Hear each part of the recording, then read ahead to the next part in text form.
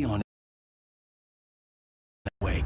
Alice has been kidnapped. Alan, please help me. Alice? You'll do exactly what I say if you ever want to see your wife again. I can't tell anyone except my agent Barry. Damn it, Barry, they'll kill her! You're my best friend, and I'm worried that you're not right in the head. The ransom is a manuscript I supposedly wrote that's coming true before my eyes. It happened just the way it was on that page. So dark. I have found only a few scattered pages. I want the entire manuscript. The deadline is in 2 days. I found Mr. Wake's pages.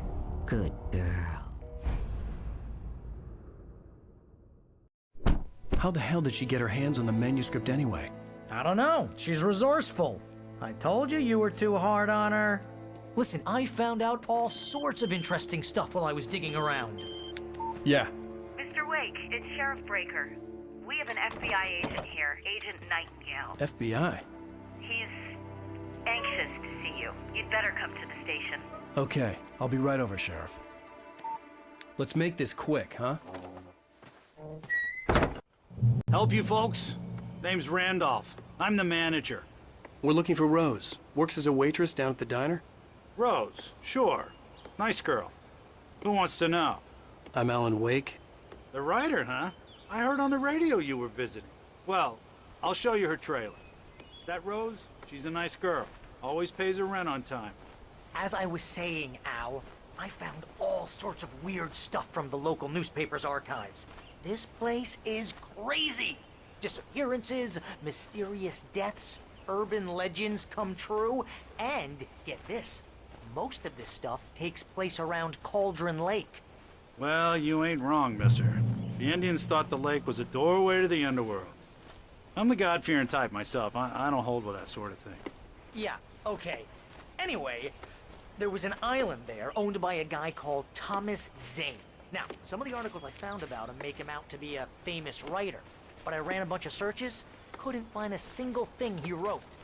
Zane was heavily into diving, so much so that the place came to be called Diver's Isle. But the volcano under the lake erupted in 1970, and Zane went down with the island.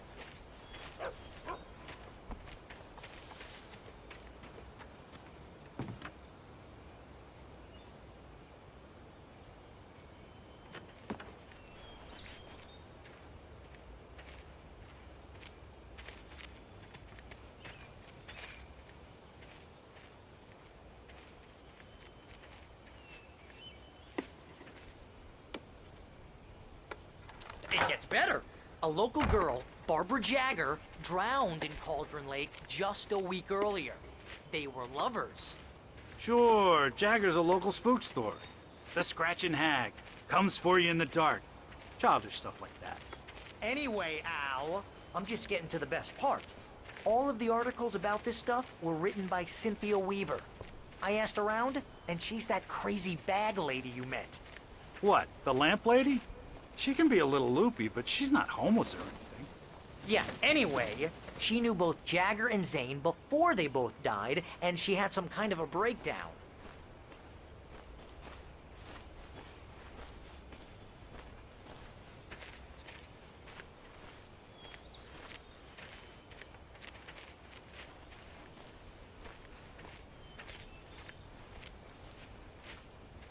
Well, mister, this here's Rose's trailer.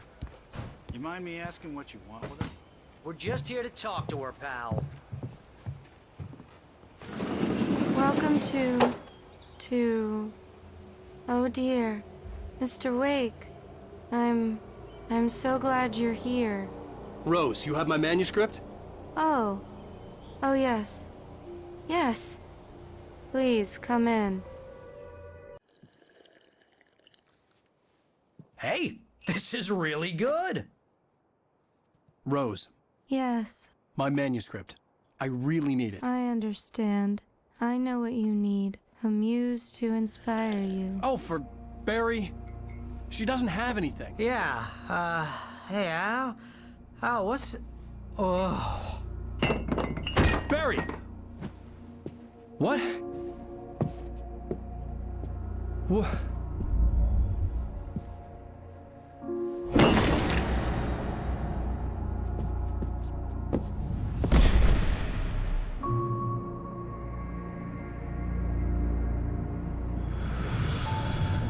It's coming for you, hiding in my barber's skin. I'm too weak to stop it. You must turn the lights on. I promised I'd come visit you and your lovely wife. You must finish what you started. I insist. You must turn the lights on. Turn the light on. Back to work, boy.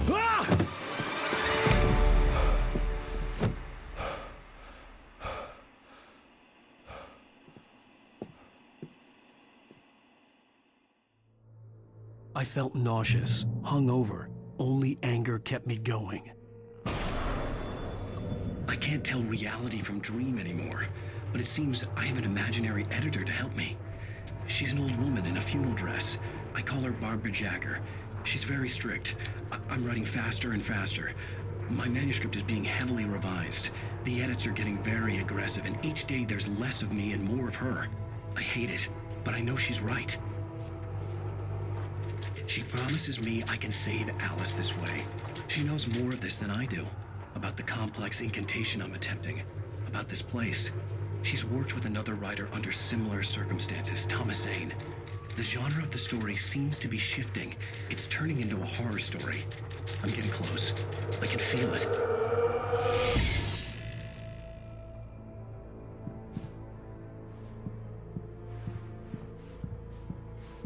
Rose took a day from me. I had less than 12 hours left to meet the kidnapper. All I could do was get Barry into the car, work something out once I got on the road. Barry was out of it. He was way too heavy to carry. You're right. I deserve more money.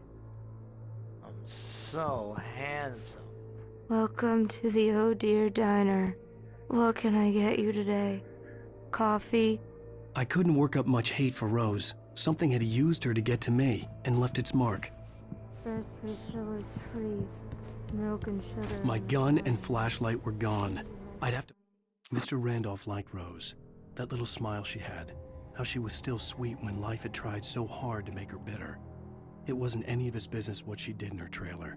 But those strangers, the writer and his smart-ass sidekick, looked like trouble. And they'd been in there for hours, way past her normal bedtime. He reached for the phone and called the sheriff's station.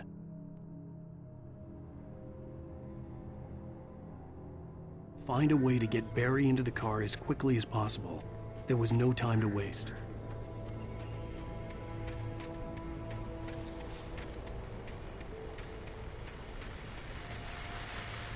I just stepped outside to catch a breath of fresh air. Let me tell you, the weather's getting heavy.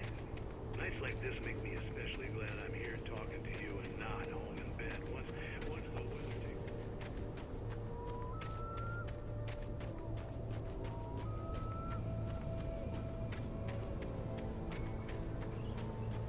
Oh, you're gonna get it now.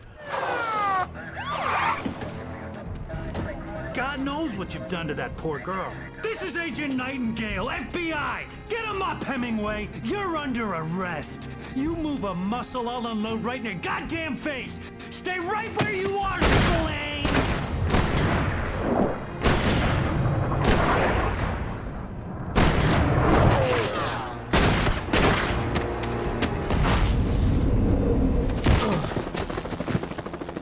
What are? I'm standing right here, you goddamn maniac!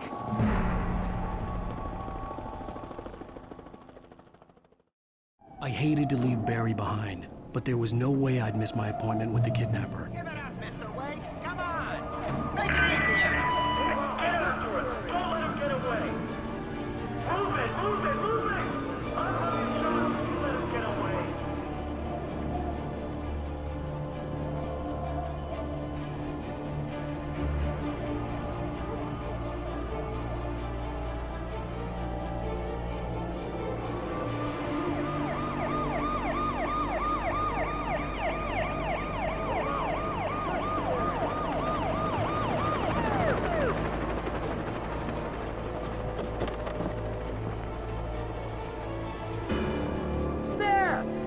We have the suspect in sight! Okay, Ben. Keep your eyes peeled. He's gonna try to make it through here. Oh, damn. Fan out! Over here! Here! I'm out of the way! He's running! God damn it, where did he go? This way! Keep an eye out!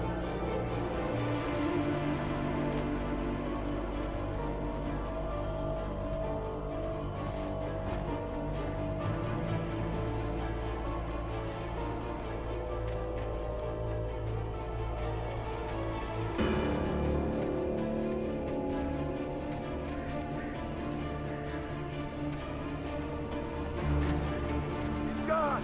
Come on, guys! We need to head him off! For decades, the darkness that wore Barbara Jagger's skin slept fitfully in the dark place that was its home and prison. It was hungry and in pain. It dreamed of its nights of glory when the poet's writing had called it from the depths and given it a brief, terrible taste of power and freedom. The rock stars had stirred it from the deep sleep the poet had sunk it back to in the end. When it sensed the writer on the ferry, it opened its eyes.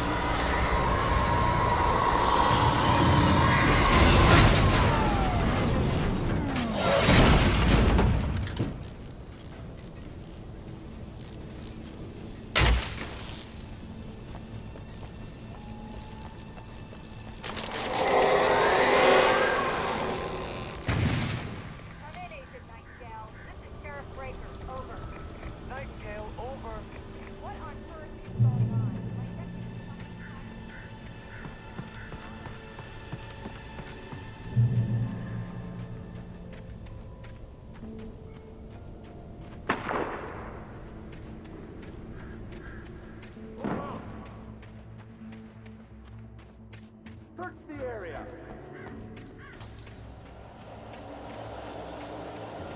Stay sharp! This way! Over here! Hey! Who's there? What is that?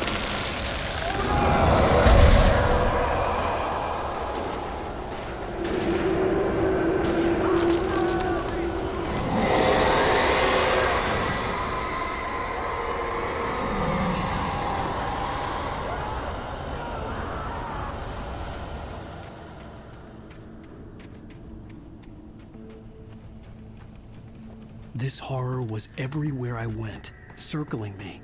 The cops didn't stand a chance. They were after a writer, not a monster.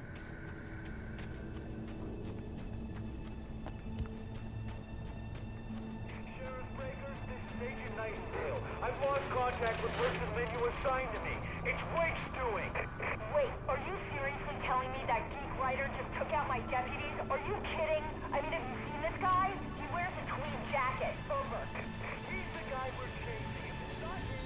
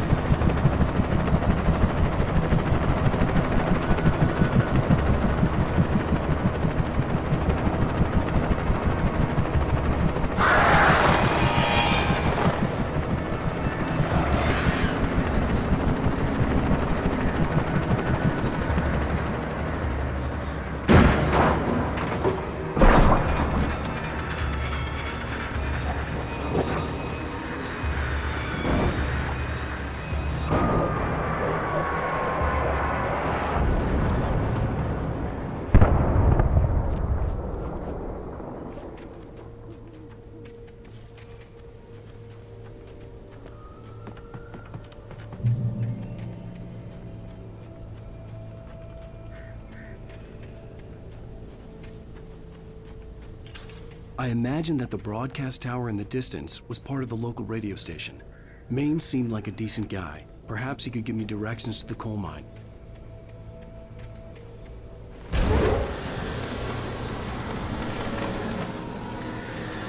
Unnatural shadows clung to the gate. The darkness that was after me was trying to stop me. I wouldn't get through without a light.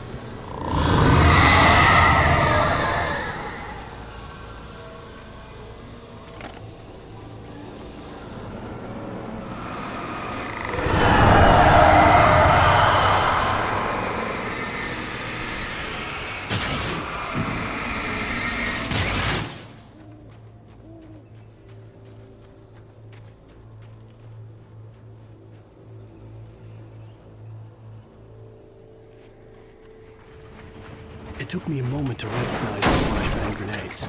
They were an ideal weapon for my situation. Team 1, come in. Over.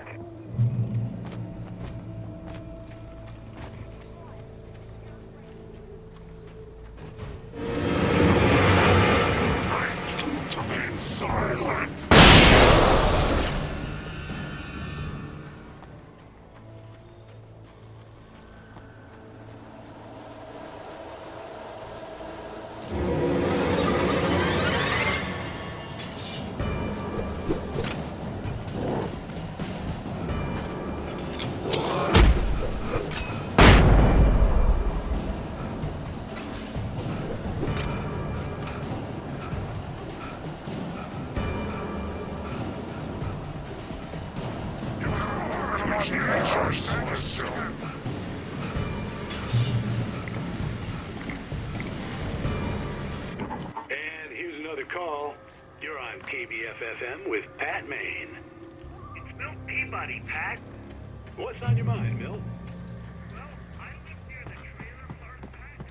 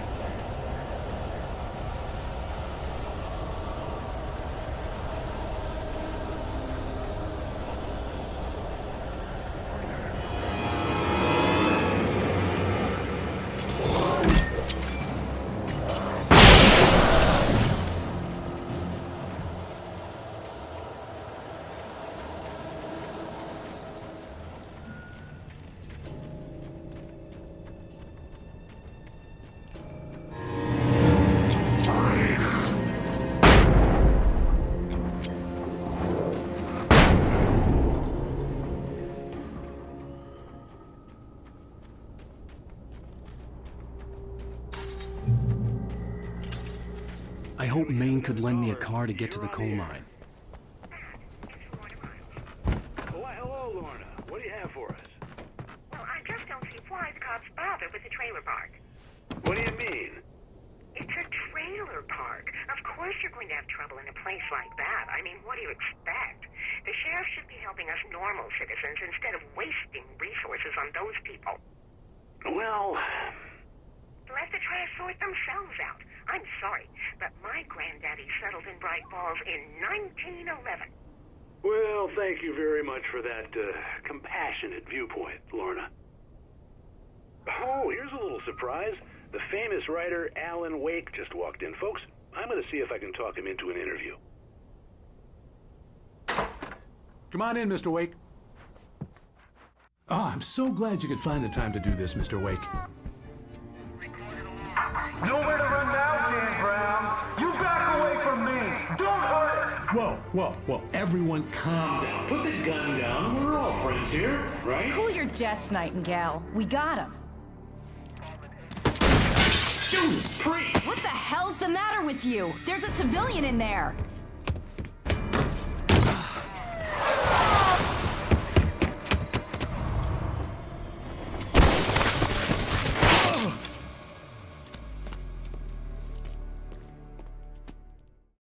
I'll get you yet, even if it kills me. You hear me? You hear me, H.P. Lovecraft? I had fallen off so many cliffs it was ridiculous. That's what you get for naming a book The Sudden Stop. It was probably good I hadn't had the chance to tell Maine where I was going. I'd have to lose the cops and find my own way to the mine. Nightingale stared through the broken studio window into the dark woods. He turned around, started to walk out, but Maine grabbed his arm. "Young man, you almost shot me. You don't shoot off rounds at people like that.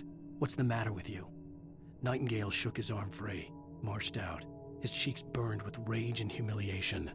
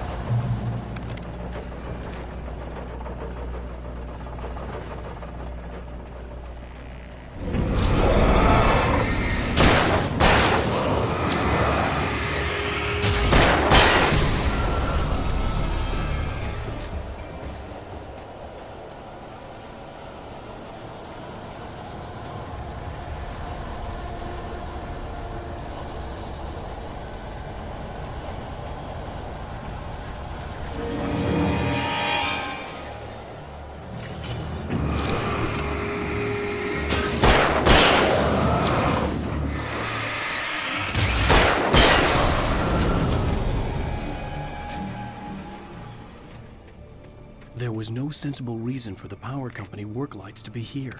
It was almost as if they'd been left for someone like me to use.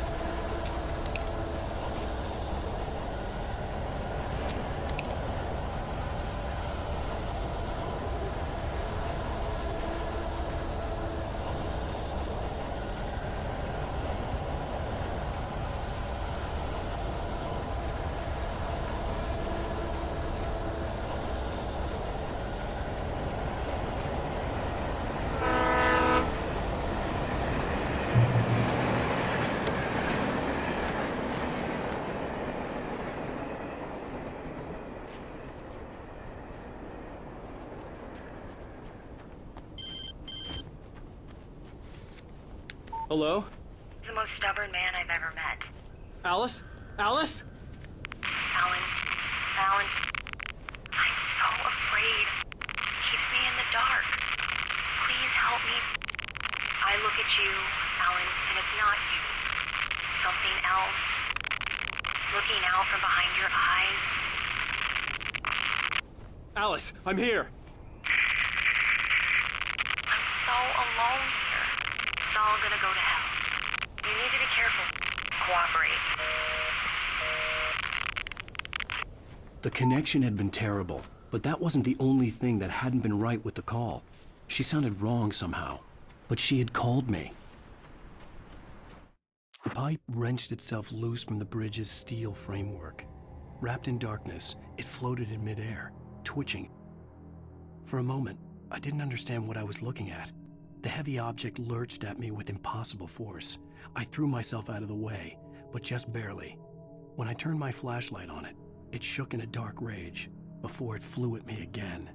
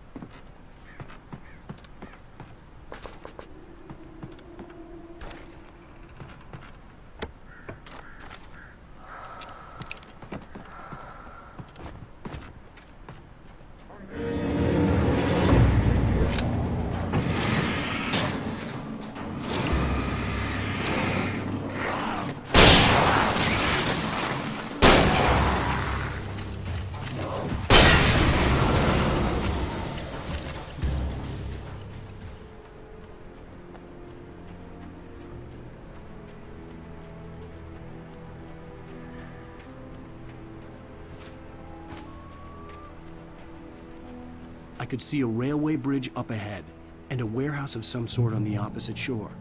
I hoped I could find a car from there.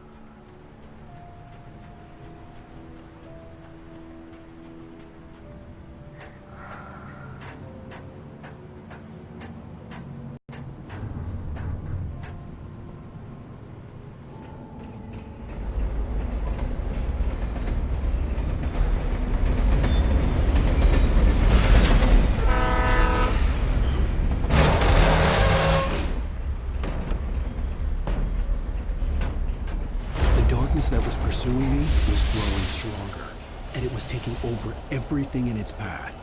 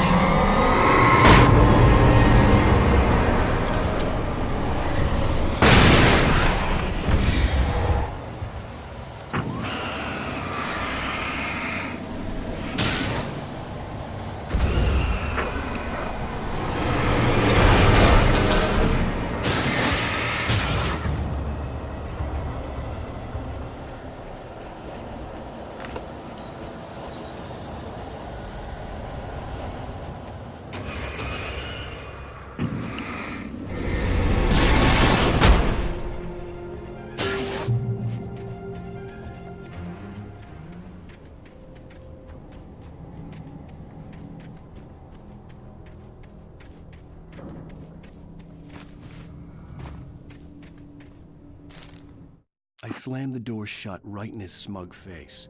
He pleaded for me to open the door. True to form, the asshole actually thought I would obey.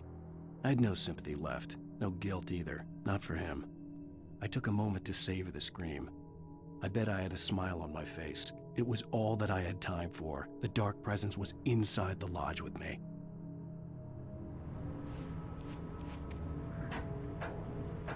As a teenager, just starting to get interested in writing, Stephen King had been a source of inspiration to me. I thought about all the inanimate objects that had come to life in his books. No one is safe in a good horror story.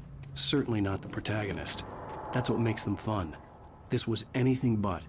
The darkness could possess anything, and it was getting closer.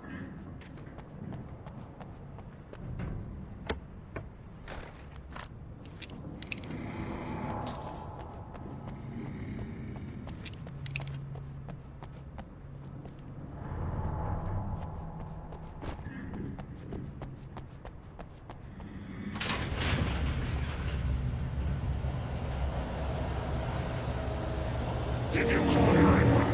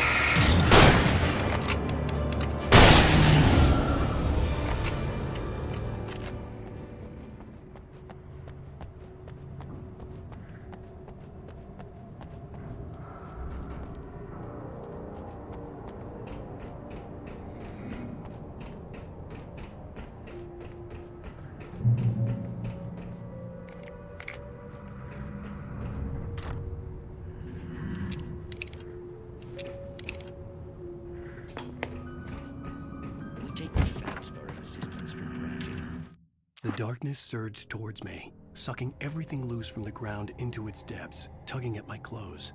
I saw the flare the kidnapper had dropped and threw myself towards it just as I felt my feet leave the ground. The darkness embraced me with the force of a tornado. Somehow I managed to light the flare.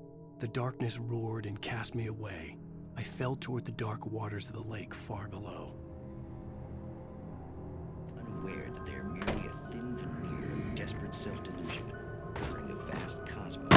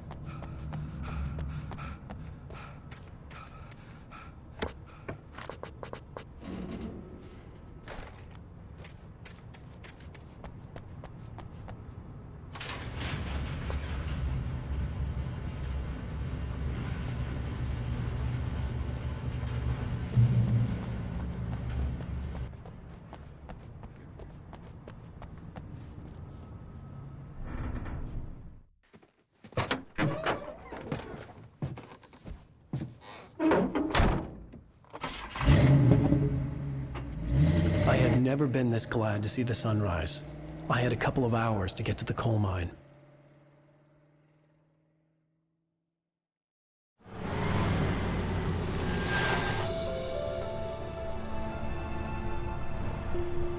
The coal mine wasn't far now.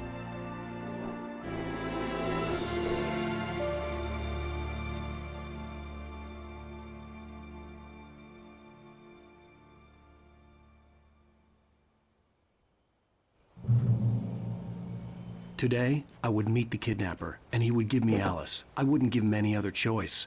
A drowning man would clutch at a straw. Little by little, without realizing it, I'd come to believe that the story in the manuscript was coming true. The current of its narrative had taken me deeper and deeper into dark waters. Alice had been taken from me. Barry was probably in jail. I was a fugitive from the FBI. The whole world taken over by the Dark Presence was trying to destroy me. It all felt real, but it matched a textbook case of insanity.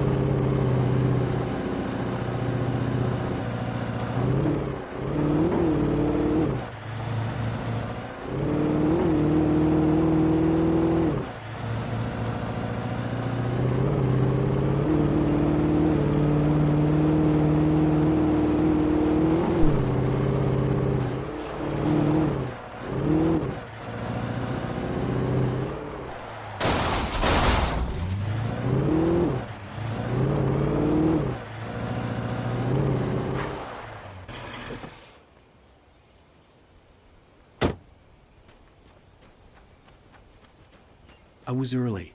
I was supposed to meet the kidnapper at noon in the main building.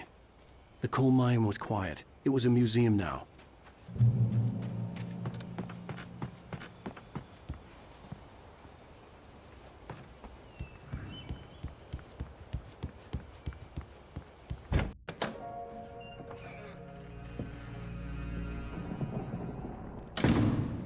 I didn't want to go outside. Cops had to be looking for me. The noon sun turned the place into a sauna. The day dragged on. Different scenarios ran through my mind. Ways of how I'd torture the kidnapper to get Alice back. Or the different horrible things he could have done to her. I imagined her dead. I had no way of knowing she was still alive. It was killing me. I was running on blind hope. It was all a waste of time. The bastard never showed up.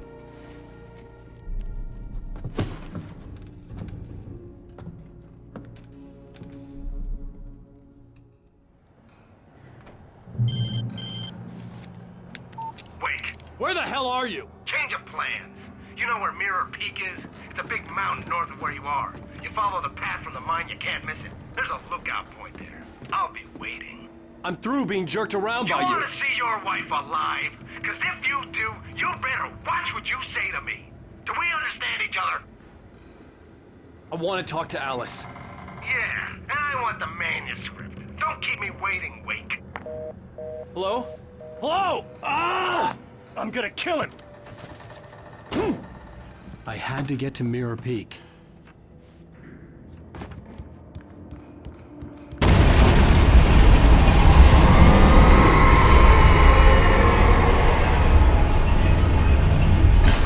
It was close. Maybe closer than ever before.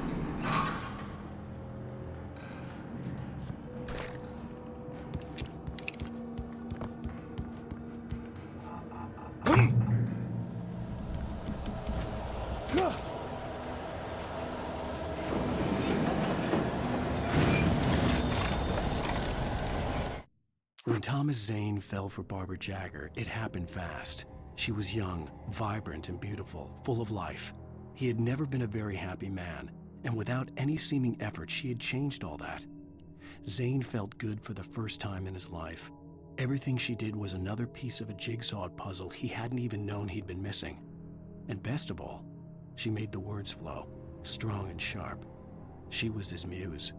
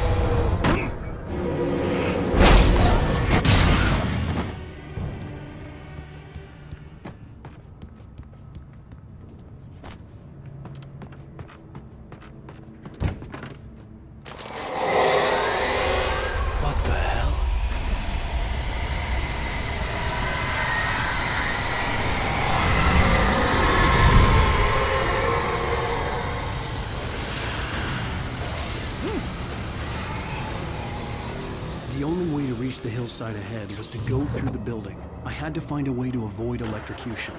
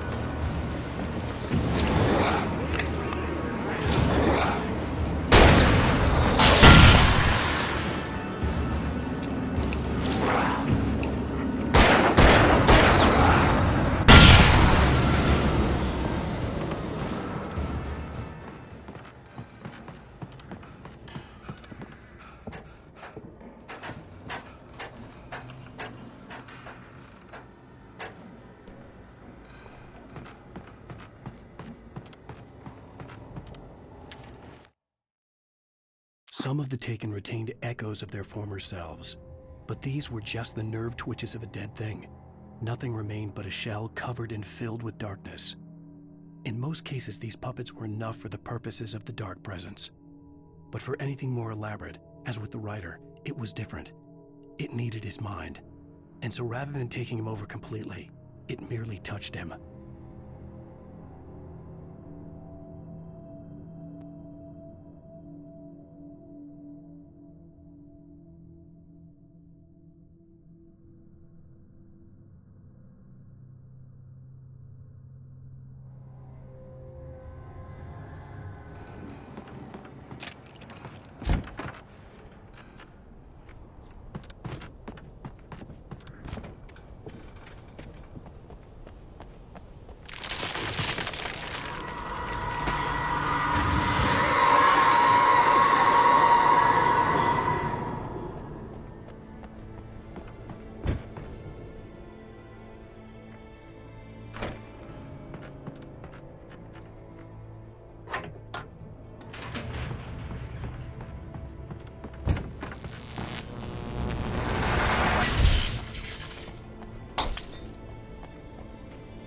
There was no way the flashbang grenades were Standard Power Company equipment.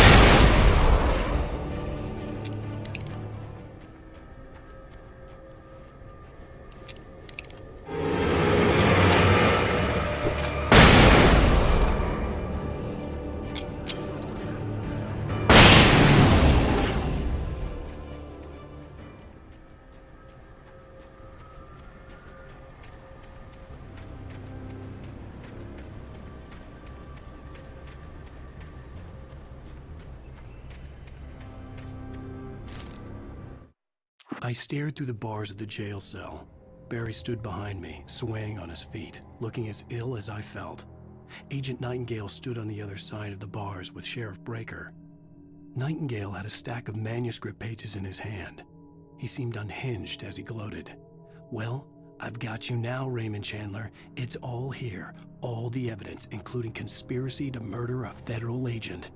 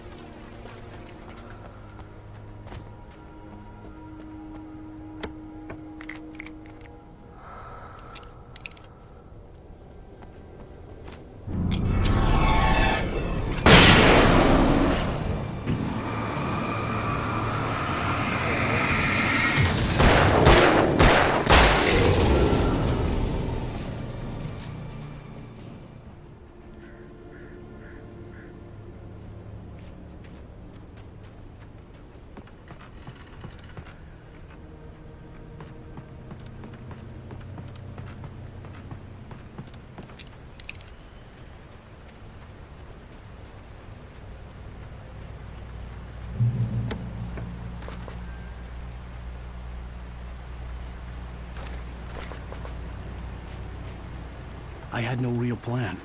I was going to give the kidnapper all the manuscript pages I had for Alice. If that wasn't enough, I'd hold him at gunpoint and make him talk.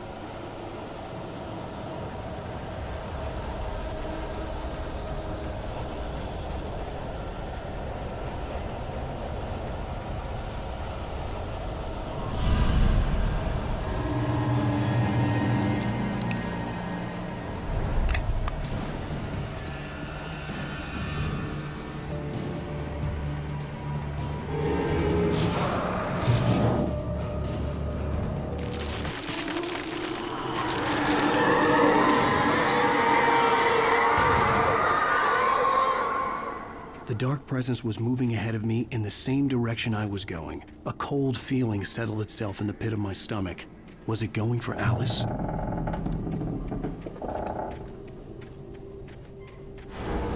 The graveyard shift may cause cancer.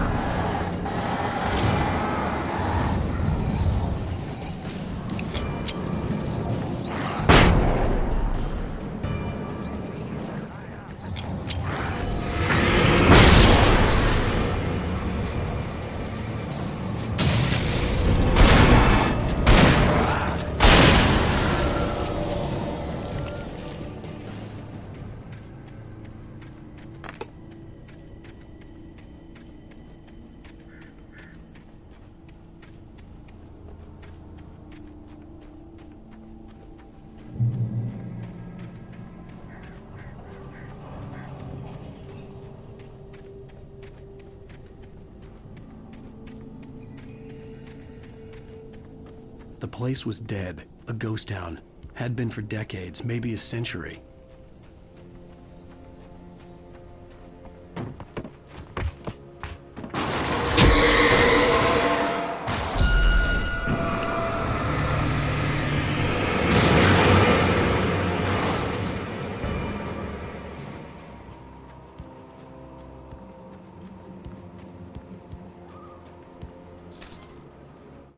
Things were never as simple in real life as in fiction. I had lost count of the times I had wished there'd be a clear reason for my writer's block. Something to fight, something to lash out on. There wasn't. I was filled with doubt. I was nothing like the hero in my books.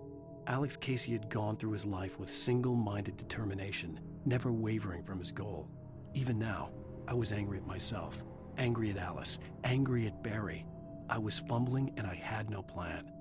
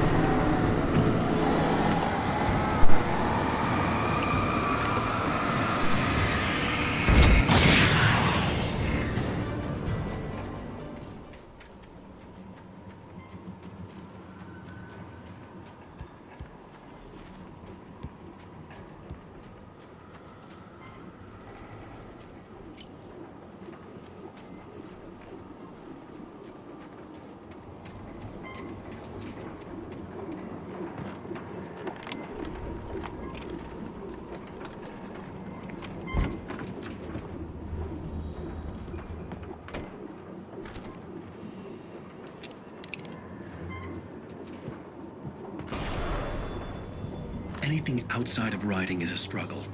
I feel ill. I managed to make my way downstairs. There's a shoebox filled with books and papers by Thomas Zane. It's very hard to focus, but I managed to read some of it. He's a poet, and a good one. He writes of muses and creators summoning fabulous things from a magic lake, using his powers to shape the world of a realm of gods and dreams and demons, dark things that wait for a chance to slip through, wearing the flesh of men as disguise. Zane writes about himself, his girlfriend being taken over by a dark presence, about growing scared of the lake. Zane believes it's a mirror to the gaping void of darkness above, where some Lovecraftian presence lurks. I crawl back upstairs. I'll borrow these things for my story. They ring true. They fit.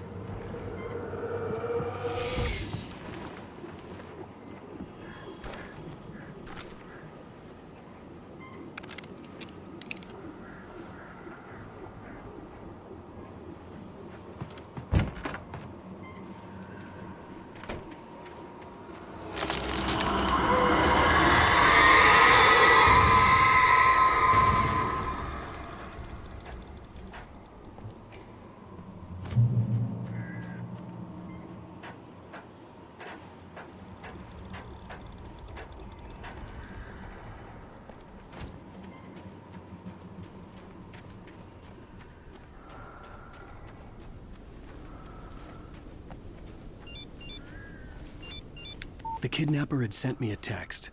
The message was full of spelling errors and insults. It was telling me to hurry up.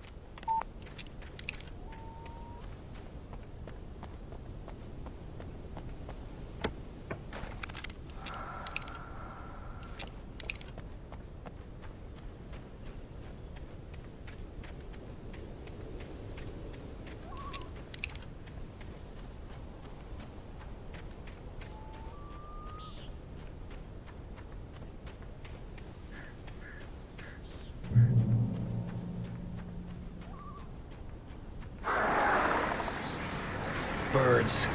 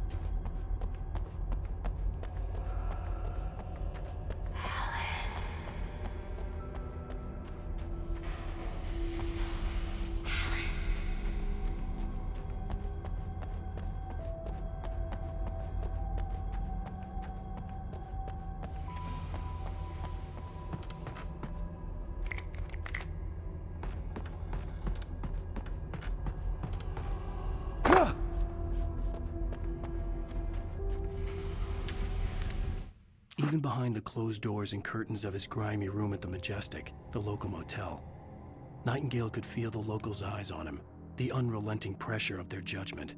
He forced it out of his mind. For all he knew, they could all be under Wake's spell already. You do what you have to do to get the job done. He took comfort from the bottle in his hand. Please, he thought, just let me get through this.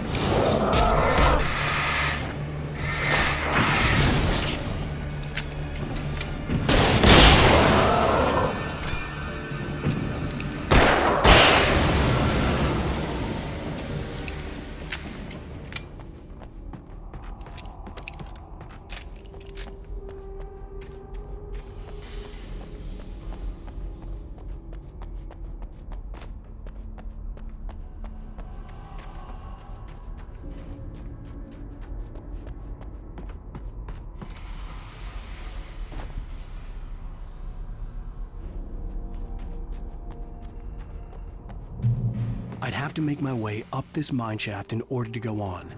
Maybe the machinery could help me with that.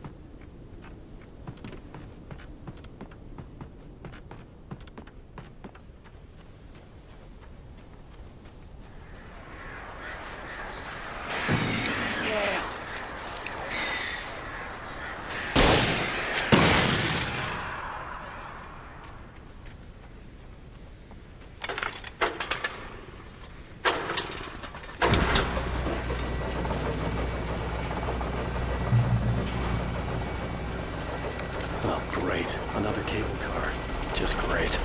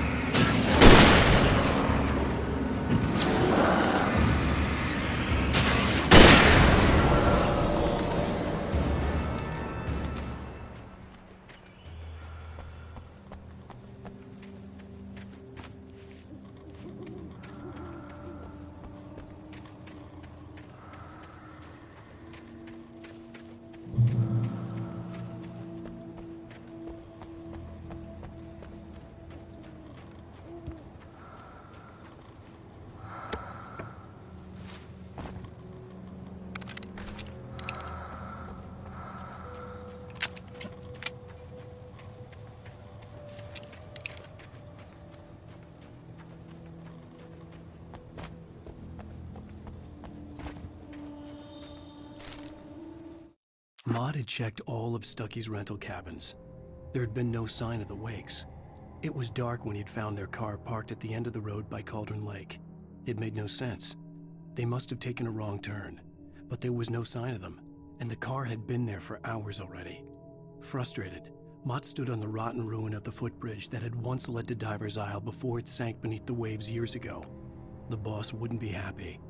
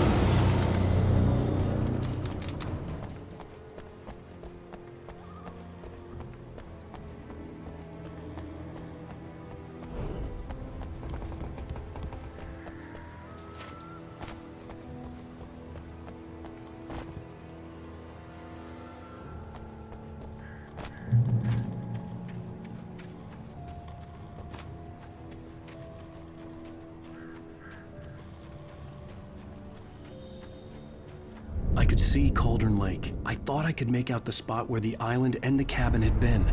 There was a light near it. It had to be a boat.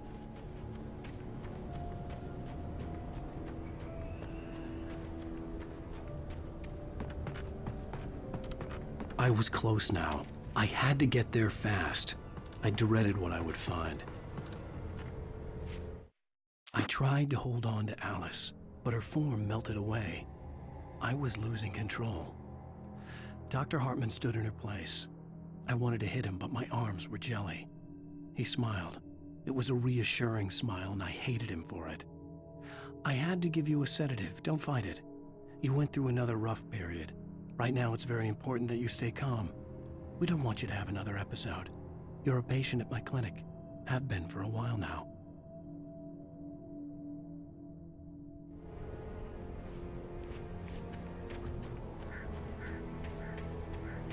Wait! Are you? Wait! Hey, I'm here! I'm coming! No! Get away! I'm sorry. Please, wait! The boss didn't know who he was messing with. I didn't know. I swear, I didn't know. We don't have a wife. We don't know where she is. She's probably drowned. We just said we had her to make him play ball. You see? To get him right in for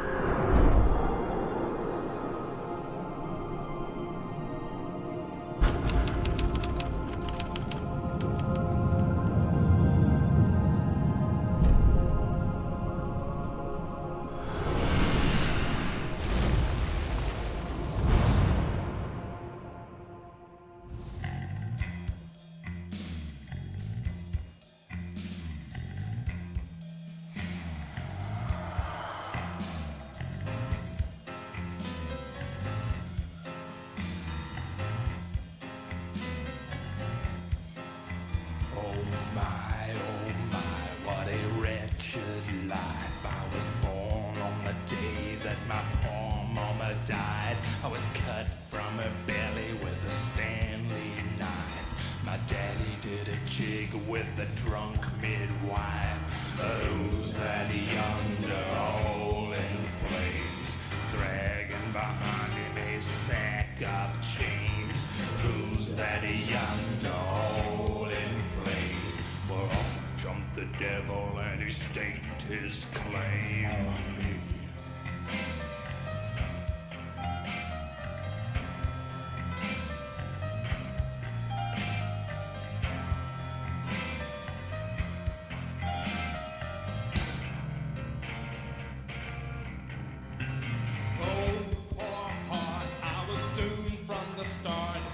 Doomed to play the villain's part. I was the baddest Johnny in the apple cart. My blood was blacker than the chambers of a dead nun's heart. Who's that milling around the courthouse steps? Nail on my face to the hitching fence. Who's that milling around the courthouse steps? Up jumped the devil and off we crept.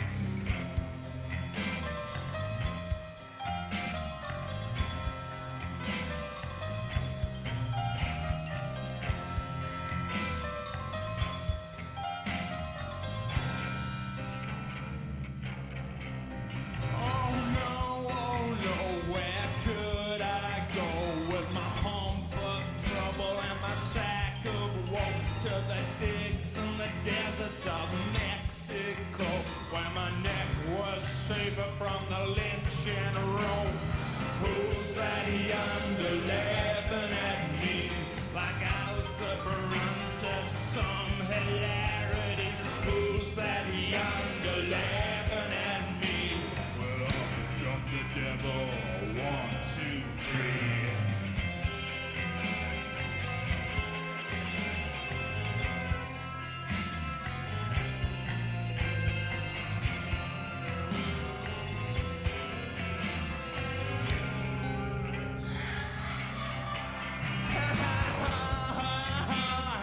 Lucky we were.